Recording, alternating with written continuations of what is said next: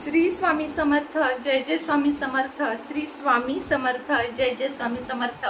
श्री स्वामी समर्थ महाराजांच्या नामस्मरणाने आजच्या व्हिडिओला सुरुवात करूया. शुभ दुपार तुम्हा सगळ्यांना. कसे आहात तुम्ही सगळे? आशा व्यक्त करते स्वस्त असाल, मस्त असाल, स्वामींच्या सेवेमध्ये रममाण असाल. पुन्हा एकदा घेऊन आलेली आहे मी अशी टेक्निक जी तुमच्या आयुष्याचा कायापालट केल्याशिवाय राहणार नाही. जितक्या कॉन्फिडन्सली, जेवढ्या आत्मविश्वासाने मी बोलत आहे, तेवढ्याच आत्मविश्वासाने जर तुम्ही ही टेक्निक किंवा ही रेमेडी ज्याला आपण म्हणू ती जर केली तर तुमच्या आयुष्याचा कायापालट करण्याला कोणीही थांबवू शकत नाही. मन एवढं पॉझिटिव्ह ठेवा, एवढं पॉझिटिव्ह ठेवा की तुमच्या तोंडातून एखादी गोष्ट पडली आणि हातात नाही आली आहे असं झालंच नाही पाहिजे. भले ती नोकरी असो, भले ते आरोग्य असो किंवा काही असो, तुमच्या आयुष्यामध्ये ती गोष्ट आलीच पाहिजे जी तुम्ही मागत आहात. कारण ब्रह्मांडाकडे आपल्याकडे द्यायला खूप सारं काही आहे, फक्त मागायचा अवकाश आहे.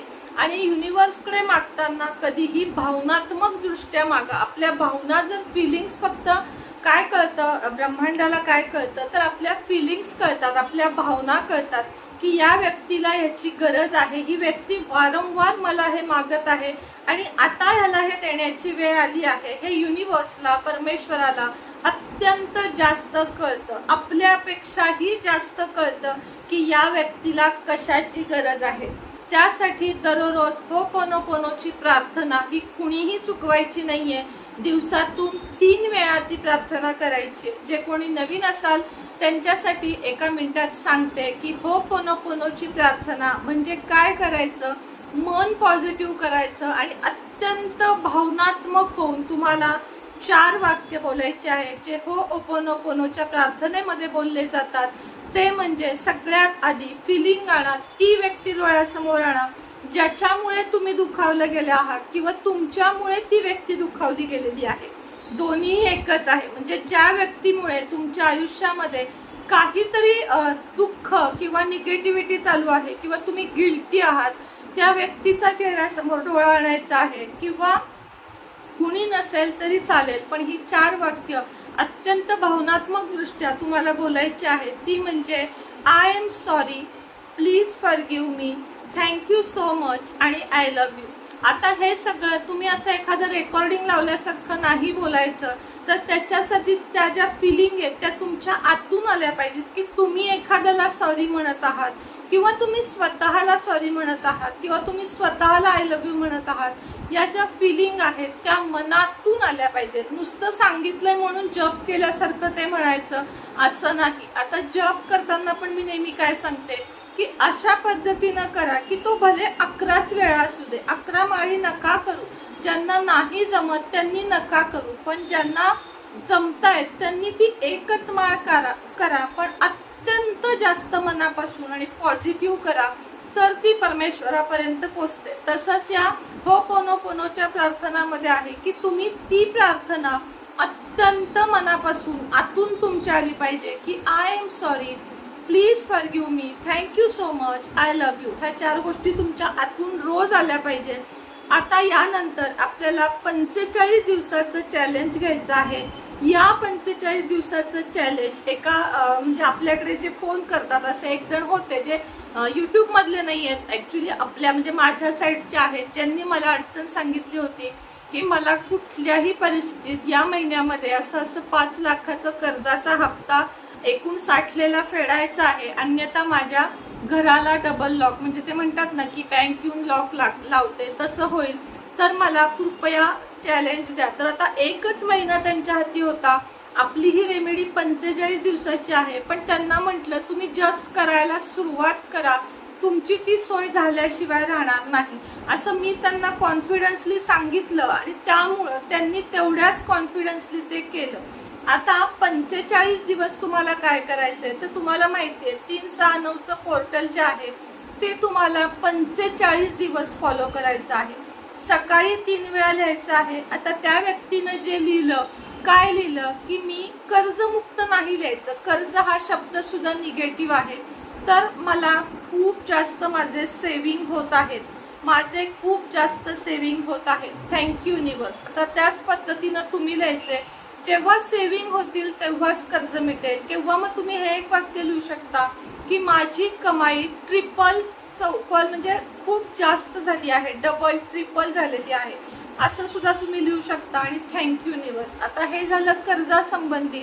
अशी तुम्ही कोणतीही इच्छा लिहू शकता की माझं लग्न झालं आहे, मला नोकरी लागली आहे, मला महिन्याचे 3 लाख पॅकेज मिळत आहे, माझा व्यवसाय भरपूर चालत आहे, मला बाळ छान झालं आहे, माझं घर सुंदर बांधून झालं आहे.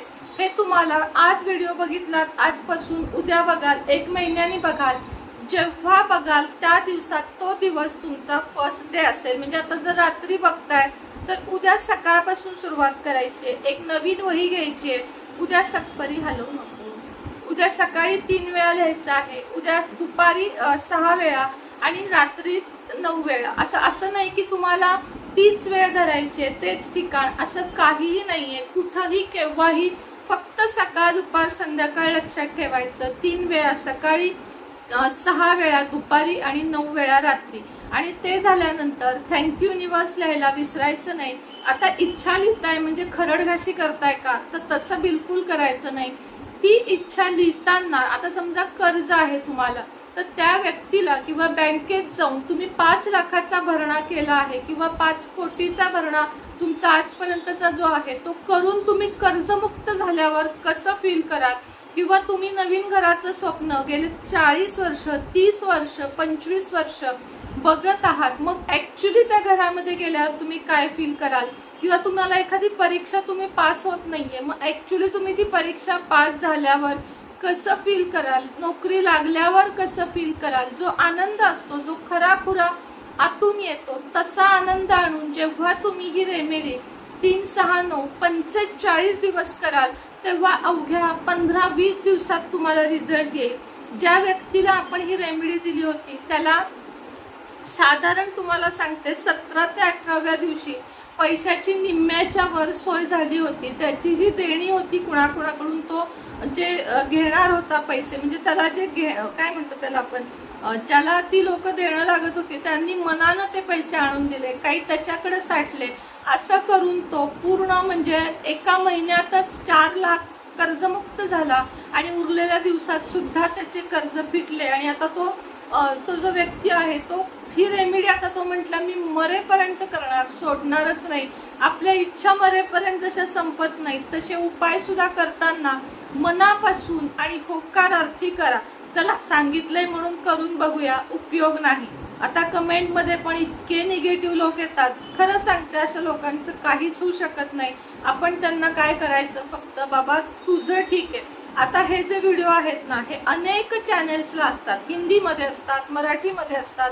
आता लॉ ऑफ अट्रॅक्शन हा एक कोचचा अभ्यास आहे. मी तुम्हाला सांगते की हा एक अभ्यास आहे. आणि जसा 10वीची पुस्तके सगळीकडे एकसारखी, तसं लॉ ऑफ अट्रॅक्शनचा, रेकीचा अभ्यास सगळीकडे थोड्याफार फरकाने एकसारखा आहे. त्यामुळे माझा व्हिडिओ आला, कुणी केला किंवा कुणाचा आला मी केला असं नसतं. तर ह्या व्हिडिओमध्ये आपल्याला हे शिक्षण दिलं जातं की ही रेमेडी केल्याने काय होईल. त्यामुळं माझं कोणी कॉपी करतंय किंवा मी कुणाची कॉपी करते असा प्रश्न बिलकुलच उद्भवत नाही. कारण ज्याचं लॉ ऑफ अट्रॅक्शनचा अभ्यास झालेला आहे, लाईफ कोचिंगचा, त्यांना सगळ्यांना ह्या रेमेडी सांगितल्या जातात. आम्ही त्या स्वतः करतो आणि मग तुमच्यापर्यंत पोहोचवतो. आणि खरं सांगते, हे व्हिडिओ किंवा या सांगण्यामागं उद्देश एकच असतो की माझ्या प्रत्येक सबस्क्रायबरचा प्रत्येक प्रॉब्लेम दूर होऊ दे आणि माझेही, तुमच्या बरोबर माझेही. आता जेव्हा तुम्ही हे कराल, अजून 2 जणांना सांगाल, तेव्हा तुमचे त्याच्यापेक्षा जास्त फायदा होणार आहे. किंवा व्हिडिओ शेअर करा आणि ज्या दिवशी सुरुवात कराल त्या दिवशी नक्की कमेंटमध्ये येऊन सांगा की मी सुरुवात केली आहे, माझा आज एवढा दिवस आहे. आणि नंतर परिणाम रिझल्ट आल्यावर सुद्धा या व्हिडिओच्या खाली या आणि नक्की सांगा. आता 24 नंबर कमेंटचे, 24 नंबर व्हिडिओचे इतके मला रिझल्ट आजपर्यंत कमेंटमध्ये येतात की कमेंट बॉक्स कमी पडतो की ताई या नंबरनं माझं आयुष्य बदललं. आणि खरं सांगते की लॉ ऑफ अट्रॅक्शन, न्यूमरोलॉजी यामध्ये प्रचंड जास्त ताकद आहे की तुमच्या प्रत्येक प्रॉब्लेमचं सॉल्युशन ते काढतात. थोडंफार फरकाने तेच रेमेडी आम्ही पुन्हा सांगतो, पण प्रत्येक रेमेडी मागं एक तथ्य असतं. तुम्ही करा, तुम्ही रिकामा वेळ घालवण्यापेक्षा तुम्ही हे सांगते ते करा. डोक्याला थोडा, तुमच्या बुद्धीला आपला जो गंज चढतो काहीतरी विचार करून, त्यापेक्षा चांगलं काहीतरी करा. आपल्याबद्दलच आपल्याला चांगलं लिहायचं आहे. त्यामुळे याच्यासाठी आळस करू नका. डायऱ्याच्या डायऱ्या, वह्याच्या वह्या तुमच्या भरल्या गेल्या पाहिजेत. आणि काही काळानंतर, काही वर्षानंतर तुम्ही जेव्हा ती डायरी बघाल तेव्हा तुम्हाला स्वतःवर प्राऊड ऑफ झालं पाहिजे तुम्ही, की या वर्षी मी हे मागितलं होतं आणि आज हे सत्यात माझ्याकडे आहे. खरंच म्हणजे युनिव्हर्सकडे आपल्याला द्यायला खूप सारं काही आहे. करण्याचा अवकाश आहे. फक्त करून बघा आणि कर्जमुक्त व्हा किंवा धनवान व्हा. म्हणजे माझ्या तर तोंडातून याच ब्लेसिंग जातील तुम्हाला. करोडपती व्हा, लखपती व्हा, अब्जपती व्हा, खरबपती व्हा, की व्हा. प्रत्येकाला अधिकार आहे. मी नेहमी सांगते की मुकेश अंबानींचे उदाहरण आपल्याला सगळ्यांना दिले जाते मोटिवेशन मध्ये, पण त्यांनाही 24 तास मिळतात. त्यांनाही 2 हात, 2 पाय, 2 डोळे, 2 कान, बुद्धी, मेंदू सगळं सारखं आहे, पण त्यांच्या कष्टामध्ये फरक आहे. आता त्यांच्यासाठी बोलायला गेलं तर वेळ कमी पडेल की ते फक्त 4 तास झोपतात. आपल्यापैकी कोणी तसं आहे का हो की फक्त 4 तास झोपतं? नाही.